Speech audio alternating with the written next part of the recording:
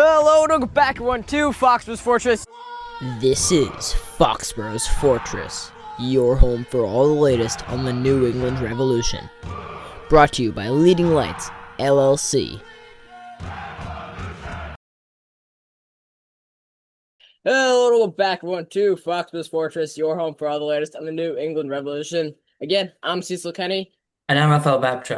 Today we've got Cameron Benefit also joining us. Say hi, Cam. What's up, guys? And then we've also got Unfiltered's head coach, co-host, Zach Feldman joining us today. So say hi, Zach. Hey, what's going on, everyone? Glad to have you. Today we're gonna break down that Red Bull match. Again, didn't go our way. And then we don't have a game this coming week because we got a blizzard. So, and we also don't have turf. So that's not down yet. But hey, we'll look around MLS. We'll see what's going on. And yeah, thanks to Leading Lights LLC for sponsoring this episode. Let's just dive right into the Red Bull match. Zach, as a Red Bull fan and a Red Bull podcaster, man, you must be feeling happy. Top of the league. Yeah, I'm absolutely delighted right now. We couldn't have asked for a better start to the season. 2 wins from 2. I don't mean to offend anyone with this comment, but the opening 2 games of the season probably not the biggest challenge for the Red Bulls in terms of quality of opposition. Orlando were terrible, to be honest. You guys were a lot better, especially with Ceballos and Fofana back, and you presented your own unique challenges. But in general, I'm over the moon. Adrian Mehmeti, absolutely fantastic once again. It's hard to believe he's 16 years old with the way he plays. He plays like he's been playing for 20 years. But the team as a whole, absolutely fantastic. I think the Revs, you guys, were very, very good.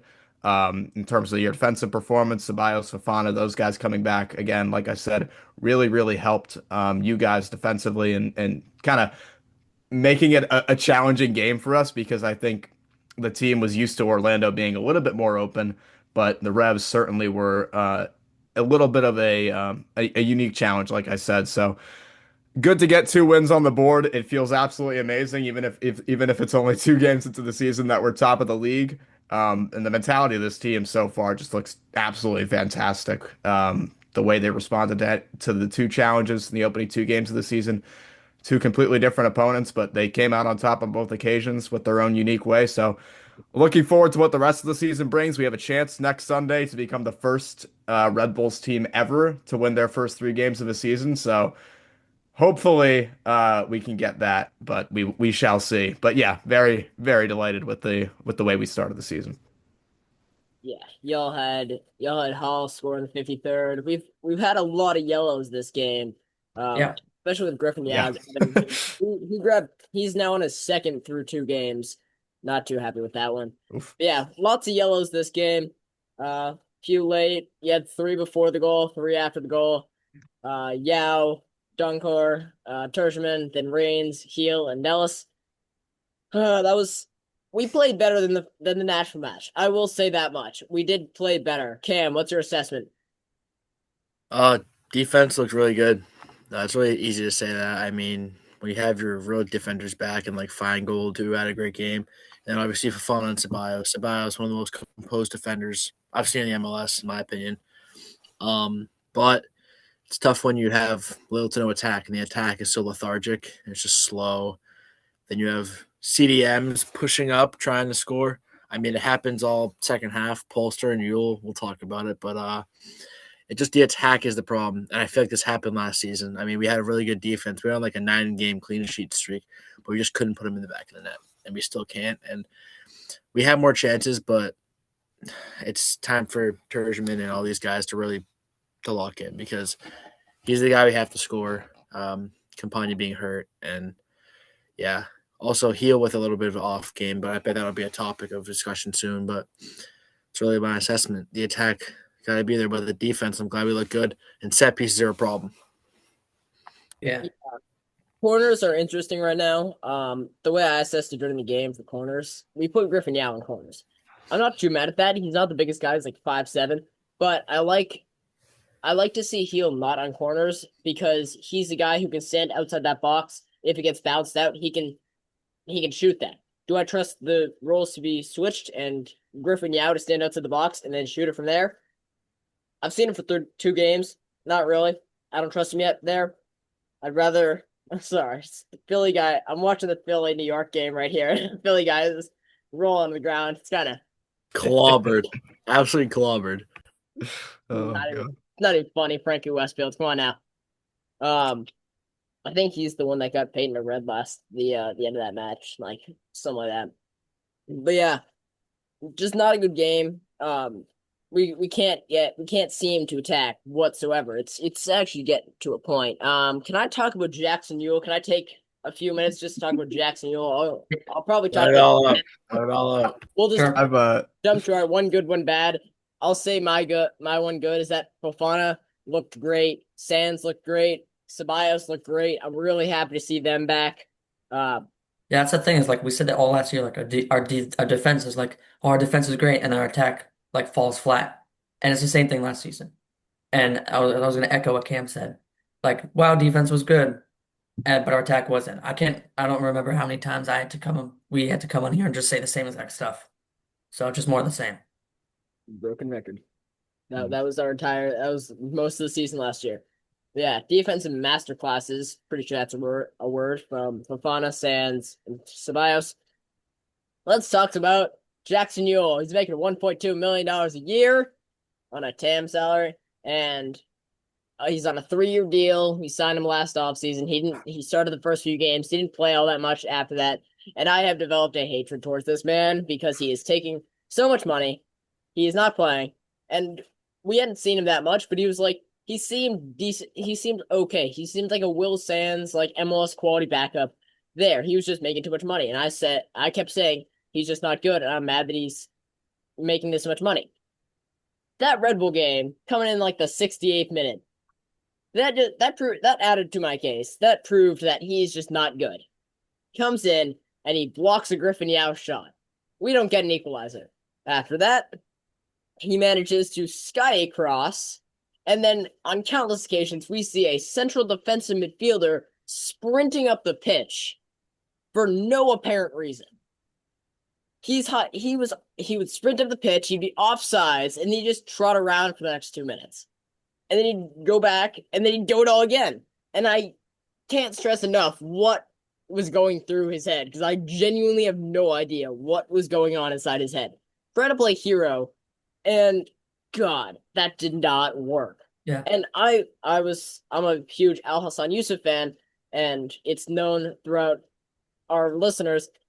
Man, I was prepared to have to defend this man because he's a central defensive midfielder. He was employed on the wing during this game, and he was actually solid on the wing. I was prepared for like Yusuf to make some mistakes, and I would have to defend him on here. He was decent. I'm not even worried about that right now. I'm worried about Jackson Ewell and how horrendous that performance was.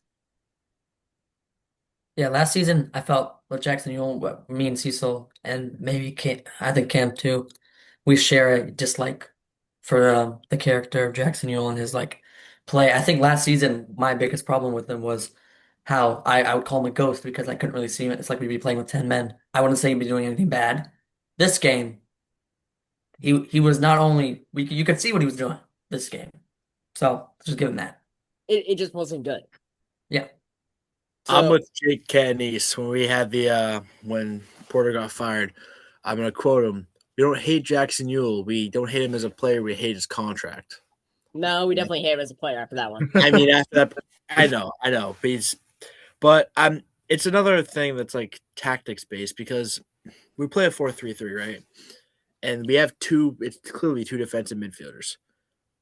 They should stay back. Let the attack do its thing.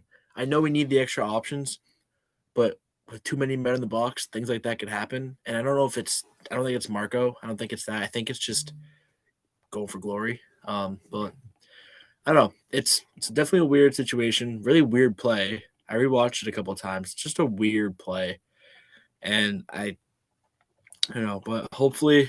that hopefully the midfield improves because I think Marco's going to start dying down on Polster's minutes. He's a veteran presence, but I Yeah, think he's going to start giving Yusuf the time, and I think he deserves the time after the plays and the games he's had. Yeah, Polster. He's a familiar face to Marco. They worked together in Chicago back in like 2016, mind you. And I was actually talking to Ellie Lesser after the game, and I was ranting to him about Jackson Newell, and he's like playing Jackson Newell in the Big 2026, and I'm like, somehow that's what we've gotten to, and he's on a million. He's on way too much money, so you know, I have written here sent across 9 miles north of the border, which I feel like is a pretty good representation of where that cross went, because it clearly wasn't towards that box. I'm thinking corner flag. I'm thinking second deck. We're past the box. We're just worried about keeping it in play at this point. I don't know how one skies it like that. Haven't fully figured out the aerodynamics of that yet, but man, that was impressive. Just ugh. I also want to mention Luca Langoni. Like, I don't want to like hurt anybody. I don't want to like go off on anyone else in this team because that was a despicable performance by Jackson Newell. But like, Luca didn't really show out to me, Yeah. and yeah, and I again odd picks off the bench. We subbed in Jaden Da. I didn't really see him. Like, he didn't really stick out to me, but at least he wasn't sprinting up the pitch from center defensive midfield. So there's always one thing. Um, I just the one thing I want to say about Jackson Yu, as much as I like want to rant about this guy, we need him. He's making so much money to play. Not he's not playing, or he's playing not at all. He's playing not at all, or he's playing poorly, and he's making that much money. We need to buy him out. That is bottom line. My brother was saying, let's just sell Yule and get an attacker. And I needed to explain to him. He's not like young or anything. He was a guest at episode 15, I think, of last year. Go check that out. We rated some donuts, me and Raph. It was sick. One of our favorite episodes. Uh, Pretty cool kid. I had to explain that no one will willingly touch Jackson Newell in MLS USL Championship. He might make USL League One after that, but man, we're I going wouldn't say to no one touch him, but he's not the favorite right now. yeah. We'll move to stats. We actually had we had less expected goal. Y'all had the one expected goal, which you know there's really nothing there. Like, Yeah. I mean, stats wise, I think, I think we saw the same thing against Orlando. We controlled the XG, we controlled the game, controlled possession, controlled shots. Yeah, there's not much to really discuss there. Similar themes to Orlando in terms of possession, but I think we had a little bit more difficulty creating chances. The Orlando game, I keep bringing it up, but we really, really dominated, especially the first half. We had 15 shots to their two or something. So you guys did a much better job in shutting us down. The one other thing I want to say about Jackson Yule, and I know you guys have pretty much hammered home the point, is that I've been watching him for a few years now because he's a former U.S. international, as hard as that is to believe. And, I feel like through all the time I've watched him, I don't know how he's made it this far in terms of teams. I mean, you guys signed him on such a big contract. San Jose kept playing him. The U.S. kept playing him. I've never rated this man as a player. He is, and I think Saturday night absolutely showed why UEL gets so much hate from the U.S. fan base, and now it seems like the Revs fan base have adopted that. But yeah, on the stats, there's not, like you said, there's not much really else left to add. I think we had a good game. We played well. So yeah, that's about all on that. yeah, y'all started two 17-year-olds, a 16-year-old, and Yeah, you're doing what we're trying to do, and like have a youth focused. I think Porter kind of ruined the pathway yeah. between the academy, the second team, and the first team because he and Richie Williams got into a fight, and then that that was hilarious to watch how That was just that relationship crumbled, and then we didn't bring anyone up. I was like, give Liam Butts a shot with the first team, give Derivian a shot with the first team, and we weren't giving them shots. Why? Because Richie Williams and Caleb Porter didn't like each other. So, and now that Porter's gone and Richie Williams is also gone, there's still this gap because there wasn't that pathway now. And so we're starting to see Jaden Da and Masenden like starting to go up. But like we haven't seen a Peyton Miller since Peyton Miller. We haven't seen Esmir or a Noel Buck or even a Malcolm Fry. Like we haven't seen those guys. Like Malcolm Fry is not the greatest example there, but we haven't Right. seen those guys like come through. Whereas you've now got like what would be awesome is if we could bring Noel Buck back to New England. That would be awesome. He's still only like 21. And I he's find that He's shocking. really just injury prone. He's very injury prone. I'll say that. At that Um, point, I don't care. I Bring know, him back yeah. to New I England. agree with Cam. He is injury prone. he's really not been playing with In San terms Jose at of all. same He with hasn't. He's been the hurt. Reds when he was with us, it was also like When somebody leaves us, they just get hurt. Henry Kessler's out They're for like 3 cursed. months. Buck's out for months. Like, just I don't know. But I'm on your point, Cecil. I think the problem is we. It's a lot of the play the veterans. Which I mean, I get, but giving the young guys a chance, I feel like is something that will happen soon. With Revs 2 coming back into play, I mean, if you look at the lineup, Oliveira was on the bench. Guys, he wasn't on the bench. So he's going to play for Revs 2 at 100%. But there are certain guys on both teams that play that aren't going to get minutes. Was Fry on the bench yesterday? He was, right? I'm not. Yeah, you guys subbed on Malcolm Fry, I think. We did. All right. We Late subbed him on, all. yeah. But these guys, they just get garbage time minutes. So they're Yeah. not getting valuable minutes. I think that's what I agree with you there. We need to give them valuable minutes. I mean, I don't know. I don't know. I like that we subbed on Jaden Daw. I like that. I think he has a lot of potential. He's coming off a really bad injury, but it's tough in I mean Nashville. We gave these guys minutes. But then this game, I mean, this is like a nail biter. Like this is a 1-0. You still have a chance to come back and get one. Obviously, we saw that get thrown away, but I mean, still it's I think this game was a tough representation of playing those young guys. I think suit later in the season, depending on how we fare, maybe we'll see him more. But it's tough. It's tough. What's unfortunate is we're seeing teams like Rouse Lake. They did really well with their youth revolution, and they like managed to do well there. And Red Bull, you just started a 16-year-old in midfield who just got man of the match from Mob. You got Julian Hall, who's got 3 goals through 2 games. You got Dos Santos at fullback. Like, what happened? Like, we tried to figure something out. We got Griffin, yeah. We got Ethan Kohler. We tried something. We got Brooklyn Raids. We're trying to do something with outside talent because the pathway wasn't there and hasn't been there. But I don't think we did it right. And like I know that Ethan Kohler was injured, but like I'm really hoping these guys work out. But like as of right now, looking at how Red Bull did that game versus our like young players that game, we didn't do the youth thing correctly. Still early. Still really early in the season. I mean, Yeah, it's only we're we're only only, 2 games we're only in. 2 games in, so I can't wait till we continue to say that until it's like match day 20. And We're only then yeah. 30 games in. we're There's It's a fine. 30 games in. We It's fine, haven't there's guys. a played. limit. There's a limit to stuff like this. All right, we're only 2 games in. 2 games in the road under a new head coach. I'm not panicking yet. I'm not hitting the panic button. I don't No, think I'm gonna hit the panic button this I'm not season. Early. no, I'm not. I'm not not panic because button left with full. I'm hitting the worry button right now. That's what I'm hitting. I'm not even on that level yet. I'm not Yeah, even. I'm just on the buyout Jackson Newell button.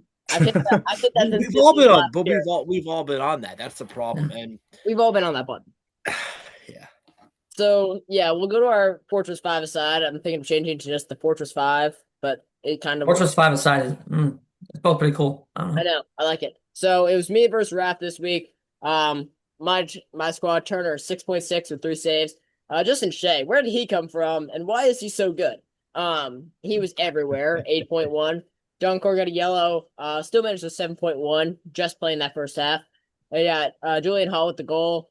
Cade Cowell wasn't too. Will Sands locked him down. I'm gonna laugh at Red Bull for that one, letting the younger brother of James Sands lock you down. Keep that in mind. Pretty sure it's younger brother. Maybe twins. Haven't figured that one out yet. Haven't done that math. Raph, your squad, you got Ethan Horvath with 2 saves and got an 8 because of the clean sheet. You got Sean Nellis, Dylan. Dylan. Dylan No, no. Neals. Sean Dylan Nellis Neals. is the one on DC. Yes. Are they twins? No, Sean's older. Dylan was really like a MLS MLS journeyman until we signed him. Just kind of Dylan, like Dylan's not playing 27, anywhere. Sean's 29. Yeah, I don't know their exact ages. I know Sean's older. Sean's definitely older. Sounds all right. Dylan's the younger bro. Um, But Axel Morales just subbed out for Jaden Reed, I think, or Reed on NYCFC. Seymour Reed, Seymour Reed, that sounds right. Jaden yeah, Reed's on SKC. yeah, former Red Bull. Yeah. Fun fact. And then Raph, you also had Forsberg, who got a 7. Tershman, who got a 5.8, who I was really hoping would Yeah. knock you down. And then Carlos Heel, even with the yellow, he was everywhere, a 7.2. Less Carlos Heel type game, but still, you managed to come away with the win by 0.06, 7.2. We I both tell you finished. how I do it. I'm just I thought the Tershman was gonna knock you down. I saw you got a 5.9. me too. I was Me really too. I was really hoping that would work out, and somehow, by the glory of God, you managed to pull that one out. And beat me, put me We're to just better, 0-2 Raf. on my own segment. We're Segment just better. We're just Yeah, I better. know. you're both You 1-0, and I am on my own segment 0-2. Should have picked Surge, man. Oh yeah, I thought I forgot to mention this. Viking Sports, appreciate y'all sponsoring this segment. I need to start bringing that up more. I think I've forgotten it in like every episode so far. It's something not good. right behind you, Cecil. Viking Sports sponsor. There Uh, they are. yeah. I put a computer part in there, like computer segment. They got an 8.1 because it's just all Red Bull players. Right, yeah. I'm Makes not Being a sense. Red shocked. Bulls They got fan. Mehmeti with the 8.3. You got Marshall He's Ruddy got to with be Red Bulls. 8.2. Sorry, I can't read this. I need to like enlarge this. This is so bad. I am struggling now. You gotta zoom in. I have to zoom in. There we go. Yeah, Nellis, Mehmeti, Hall, Marshall Ruddy, and Horvath. Computer beats both of us. What is happening? Wait. There we go. All right. Raph, you predicted you're 1-0. Cam, you're 1-0 on the Fortress 5. Me and Raph both predicted 2-0 Red Bull. Not right either. Yeah. My man of the match from the Revs. Give me Will Sands. I thought he had an outstanding performance. He managed to shut down Cade Cowell, and that was just the best performance I've seen out of him. Raph, who's your man of the match? I'm a Brian Ceballos. Excited to have him back. I think he's my favorite. He's one. I make center back, I guess. He's just calm and collected. I'm not. He's very good. He liked my 5-a-side team. That's in my personal bio right now. Um, until someone else likes it and then follows me, he's gonna stay in the bio. So, Brian, congratulations. Cam, who's your man of the match from the Revs? Do I have to pick a rush player? I'm just Yeah, I kidding. know. Yeah, I'll go Ceballos. I mean, from what I saw of the game, he just looked very composed in the back line. I mean, he's gonna be not a game changer, but he's gonna be a guy you can rely on in the back. Um, he just makes the right decisions, I guess. But Ceballos, yeah, I'm glad he's back. Hope he can just stay healthy. I mean, I shouldn't see a single name on the injury report.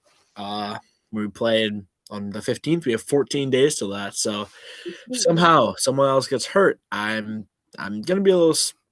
I won't be shocked with how this is already going with the injury list. I won't be shocked, but We had Campana out. We haven't mentioned that till now. Not sure how that happened. Campana was out. Not sure how that one happened. Yeah, Kohler out, and yeah, it's like how does this keep happening? We had guys who were injured coming into the season. That should never be the case. Bringing up Campana being out. It's all right if I scroll down final from the viewers. Just want to bring up one of the thoughts. So, Mild Bill Davidson brought up the formation was like 4-2-3-1 isn't working, even though I see us working right now is a 4-3-3. Turgeman needs a partner up top. Carlos needs support in the midfield. 4-4-2 makes more sense to me. I agree. I said from the end of last season that Campana and Turgeman work well together, and I think they should be partners up top, and that's not what I'm seeing, and that's what I think a solution could be to the struggle of having a striker partnership up top. Yeah, you're not wrong there. I want to pop back up and then I'll pop back down. But Zach, who's your Red Bull man of the match? You're a Red Bull guy, so I want to hear your Red Bull man of the match. Yeah, for me, it's got to be Audrey Mehmeti. Through the first two games this season, he's run the show. I mean, again, I mentioned this right at the start. he's 16 years old, and yet he's playing like he's 35 and been playing the game for 20 years. Just ran the midfield once again for you guys. But I think Brooklyn Reigns was a pretty good competitor in the midfield. Another pretty solid game, but from us, it's got to be Audrey Mehmeti. I mean, he's fantastic. Another assist, two assists to the first two games of the season. Joint top of the league in assists. Shout out Julian Hall as well, joint top scorer. But yeah, I got to give it to Audrey Mehmeti. Just fantastic again. If you had to, if you were forced to pick one for the Reds. Um, you know what? Honestly, I wasn't paying attention to individual performances from the Revs. Like I said, Brooklyn Reigns I thought was decent in the midfield, but I actually, you guys have said Carlos Gil wasn't on his game, but for me, he was still he was still pretty good, which shows how high his standards were. But I think probably Brian Ceballos for me as well, because I think he was solid again. I've always liked him from last season. One of those standouts for me, for you guys, when I made some notes on the Revs was the defense. You guys, attacking wise, last year weren't the best, but one thing that stood out to me all throughout last year was you guys were solid at the back, and you always were. Ceballos and Fofana is a great center back partnership, but particularly I think last night Ceballos had a very good game, so I'd give it to him for the Revs. Yeah, I like what you brought about us saying Palacio wasn't really on his game, but then we have just high standards because he still was good. This brings me back to what I was thinking about when we had Counterpress Pod. Me and Raph had him on last season. Man, it was kind of shocking. I didn't say this on the pod, but they were both talking about how they had we were like saying how they had such a good attack, and they're like, yeah, well, it's not really working. Yeah, You're I remember that. They're like, it's not really working. I was like, bro, you're second in the West. Sorry, yeah. we're sitting here in 11th in the East. Don't don't Oh take me God. out, please. No, I Oh, was in But I was it in your depends on boat standing. last Like, year. we're talking here Anytime about, yeah, Anytime I heard anyone complaining about their attack I mean, Shupo scored like 17 goals last season and we still missed the playoffs. It was just Shupo scoring and Forsberg assisting, and it was just like, yeah. I mean, I think us and you guys were in the same boat last year. I think solid defense probably, and then the attack just was not performing other than like two guys. Like you guys, it was Campana and Heel. Us, it was Shupo and Forsberg. I Campana would only scored like six times last year, but it was still, he was still solid, still good year. Terjemann's got 3-3 as well, so yeah. you guys, same boat as us last year. I think we probably, took a turn and just really went for the rebuild. I think you guys didn't go like, you didn't fully gear towards that, which maybe you should have. I think with Mitrovic, and that was another point I had is that with Mitrovic, you guys are trying, it looks like, to gear more towards young American talent, but it looks like you haven't like. I think we fully committed to it. It looks like you guys have kind of gone half and half, where there's still some vets and there's also like some young guys. So for me, I think the Revs need to do a more, a fuller pivot and a bigger rebuild in terms of their squad. Just there needs to be a little bit more of an overhaul. I think the midfield probably needs the most attention, but just in general, I think that squad just needs to be overhauled completely for me. sorry. It's a one-on-one between some NYCFC guy. Oh my God, what a save by Andre Blake. Sorry, got get Classic distracted. Andre Blake. Andre Blake. Now What a you guys are play. making me feel like I should just have the Arsenal game, which I recorded on in the background, instead of just like like just watching a game in the background. You brought up a few things I want to bring up there. Number one, Campana was not good last year. He wasn't bad by any means, but Yeah, for the fee we brought him in for and what we were expecting, was not good. yeah. Number two, what was the second one? Sorry, I got distracted by Andre Blake. I was basically saying solid defense, good attack, similar to us. I think, Schupa performed a little bit better than Campana, obviously, but a similar theme in terms of the tens performance with Forsberg and Heel. And then I also brought up the fact that you guys need a more full scale Oh, rebuild, full scale yeah, overhaul. little problem with that. We brought in so many guys last offseason that our entire team is on a 3-year contract. Yeah, The entire team, Jack Newell and everyone, is on a 3-year contract. We don't have the ability to do an overhaul because everyone is signed through 2027. yeah, We did as much as we could, but we had all these guys with the team for 2 more seasons, plus club options and player options for every single one. yeah. And we didn't have the ability to do a full scale rebuild. We did them as much as we could, but we already had, Yeah, it was tricky. so we couldn't. What wasn't really great. And then I'll go back to the Davidson because clearly I talked about everything else in the meantime. Um, a 4-1-2-1-2. That's where I see us. Four in the back, one defensive midfielder, because then that doesn't leave space for Jackson Newell. It leaves space for either Reigns or Yusuf. Just take your pick, and then two would be a 4-1-2-1-2. I'd more push that into a 4-1-3-2. Go heel, and then two wingers, and then Campana and Terjman with the wingers being Yao and either somebody we sign or Langoni, and then the one defensive midfielder. I feel like that fits our team the best right now. That does put a lot of defensive like responsibility on the wingers, but I think we can pull it off. Like it doesn't hurt to try things. We're only 2 games in, and we need to try things because we're 0-2, like me. So it's kind of where we're at. Cam, what are your thoughts on Mild Bill Davidson's at Mild Broken Bill with one L? Just like how we don't have an S in our name for the for Twitter username. Was it Twitter or Instagram? It's Twitter. It's Was Instagram. his was he talking about the 4-2-1-3? I heard right. Yeah, he was saying how that wasn't working. Oh, I've been with this point all season. I think we should do a Yeah. 4-2-2 or 4-2-2-2, 4-2-2. I Yes, mean, yes. Keep talking, Cam. Just don't stop. Keep going. yeah, all right. Well, the defense is the defense. I mean, the depth sucks, but I don't. That's has a point. Formation wise, you got to play the double pivot of Reigns and Polster / Youssef, whoever you want to pick. But the thing is, they have to stay defensive. It it doesn't seem like we're great off the wings. I feel like a lot of the play goes through the middle. When we play on the wing, it's Heel playing a through ball to some guy on the wing, and it works. It's Carlos Heel. He can control the game like anything, but there has to be more options in attack. I think the 4-2-2, you have the two cams who serve as both cams and wingers at points in attack. I mean, that's I just think that's another thing. You got to have those guys actually play their roles. You can't have the DMs pushing up too much. Leave it to the four up top. I mean, Terjman and Campagna just stay at the halfway line or higher. Don't go on the other side. Don't go on the other half. But Yao and Heel, they have to be willing to drop back. We've seen Heel drop back a lot. I mean, Yao, not as much, but he's still new to the system. We've seen Heel drop back the last 7 years serving in midfield. I think a 4-2-2 allows those to be double pivots and make those. I wrote this a line breaking passes through the midfield, and I just think it'll benefit us the most. But is Marco going to change his formation? I don't know. When do you test that? I don't know. Um, it's a weird situation, definitely. Again, like we said, it's early in the season, so I'm not hitting the panic or worry button yet.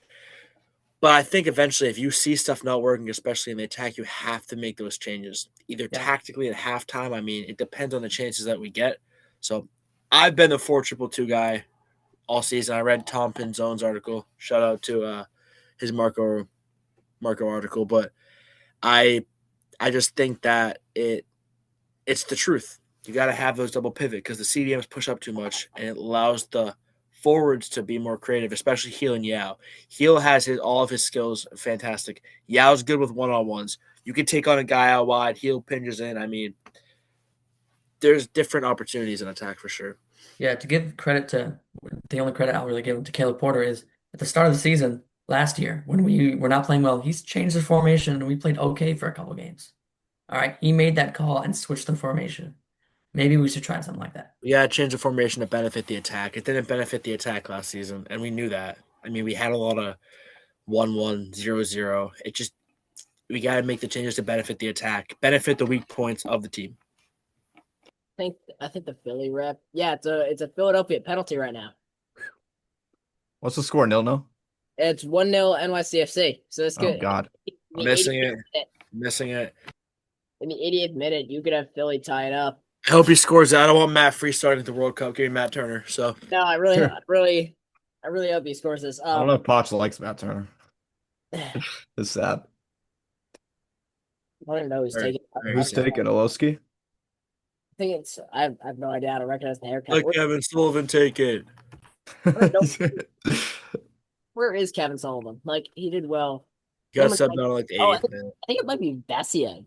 We're just taking an intermission. Sorry, viewers. Yeah, we're We'll take a second while I figure out. just Nice take little a second, intermission. figure out who's While taking we the figure this out, Philadelphia Union penalty. you guys don't have anything else to add? I mean, we can send it over to We can, Leading Lights LLC, sponsor of the episode. Unlock the power of your platform data with Leading Lights, experts in transforming raw numbers into compelling benchmarks. Leading Lights helps a variety of companies turn insights into engaging stories that drive growth. Elevate your brand with data-driven content that captivates your audience and sets you apart from the competition with Leading Lights. Visit their website at leadinglights.io to see how you can transform your platform data. goal, Philadelphia. Nice. There we go. Welcome. Good. Okay. Good. Okay. Beautiful. We forgot Mark LaRock at Mark LaRock at X. Completely irrelevant team. Organization's not serious about winning. Maybe after they get to Boston Stadium, they might try taking it seriously. The rest of MLS has progressed, while the Revs are just leaps and bounds behind. I sort of agree. Bunch of MLS has done a lot better. Like Philly's obviously been good. NYCFC's been good. You've got San Red Diego. Bull. We're making some You've got moves. all these. You've got all these teams who have done better than previous years. We've also got teams like Montreal and Toronto, who just actually no, Toronto just signed Sargent. They're actually trying. Montreal are terrible. Montreal Pick 'em don't up a know how to minute. run a functional soccer team, and I haven't figured out why they're not in USL yet. We'll work on that in a little bit. But yeah, like and also We'll Sporting find a way to lose them this season. Relegate them, relegate SKC. They don't deserve to be in the league anymore. Sporting Kansas City deserve to like they're like one of those teams that like they had so much history for like a little bit, and then they're like they were good, and then they managed to screw everything up within the last 2 seasons, which is kind of impressive. It's hard to screw up a team in 2 seasons. Like we've seen it done. It's hard to dismantle an entire team in 2 seasons. They have been good previously, but they've been a functional MLS franchise, except for this season where they still have barely enough players. It's an NYCFC free kick. I don't have anything else to add. I- Mark, you're just kind of speaking Guess who Sport Kansas City beat last year? I think it goes to show you with SKC is that once Peter Vermees left, it really all went downhill. I think that just goes to show you he was probably a little bit too disrespected there. I mean, he was such a legend for Sporting Kansas City for the longest time. He was there for God knows how long, and as soon as he left, completely down the drain. Yeah. I mean, they are like so beyond terrible right now. I don't even know how Columbus failed to beat them, but that's another point. They are just completely completely done for. They have a decent coach too. Rafa Wiki's not a bad coach, but I think Vermees was just running everything from transfers to obviously like managing the team itself to he was just everything. So as soon as he left, it's like, they're just not a competent franchise anymore. I said this earlier on. I don't know who I talked about it for. It was either Montreal or Toronto, but I think it was Montreal. I called them the Cleveland Browns of MLS, which isn't a bad statement to say. NYCFC, zero communication by them in that last play. Seymour Reed has had multiple times to score, and he hasn't figured it out. Uh, Decent pass there. Can you cross it in? He's no Julian Hall. No. I will say, for NYCFC. If I had to give a response to the viewer's comment there, like I said in the Twitter space I was in about a month ago before the season, where everybody was freaking out, everybody was saying we're going to be terrible. Deep breath. We're early in the season. I know we're all a little worried. We're 0-2 to start the year, but deep breath. I know we've been a really rough franchise, but it is the MLS. Anything could happen. This team we're watching right now, NYCFC, just 5 years ago, they win the MLS Cup. Who would have thought that? They were like the 7th seed going in the playoffs. They beat the Revolution, who had the most points at the time in MLS. I don't want to mention it. MLS history. The whole history of the league. Right there. Yeah. 73 Well, points, and we we got lose. We 73 lose, points. we lose at home in the playoffs. So anything could happen. I'm not hitting the panic button yet. I hit the panic button when something truly, truly goes super wrong. And I haven't seen anything go super wrong yet. We haven't even had a full healthy roster yet. Yeah, So I'm not worried yet. Just deep breath. It's gonna be fine. It's the MLS. Trust I me. think I'm cool to call it there. That's pretty much a wrap. Uh, Yeah. I don't think I have anything else to add. I don't have anything else to add. Uh, After a short break and then come back for a short time, we're gonna call it there. So, make sure to follow us on Instagram and Twitter at Foxboro's Fortress. If you're make sure to you're following on whatever platform you're on, YouTube, Spotify, Apple, Amazon Music, wherever you get your podcast, make sure you're following there. Make sure to follow Cam and Zach, Cam at CamB11 underscore on Twitter, at Cameron Benefit Journalism on Instagram, and then Zach at RBNYSZN, Red Bulls, RBNY season, on both. Yeah, appreciate y'all watching, listening, however you're seeing this. Uh, we should be back Monday, maybe, because we should be predicting that Cincinnati game. You never know at this point. The Revs are canceling things because of blizzards and turf. So, yeah, thanks to Leading Lights LLC once more, Viking Sports as well. Make sure to go check them both out. If you want to be featured like Mild Bill Davidson or Mark LaRoque on next week's episode, make sure to leave your thoughts and comments in the comments of our posts. I was posted on X and Instagram, so make sure to go check that out. Orlando Miami is live, so we'll start watching that. Yeah, Raph had to go just about 10 minutes ago. So, Cameron, you once again take this line, your second of the season. Are you excited? Of course I am. All right. To send it out, this was Foxborough's Fortress.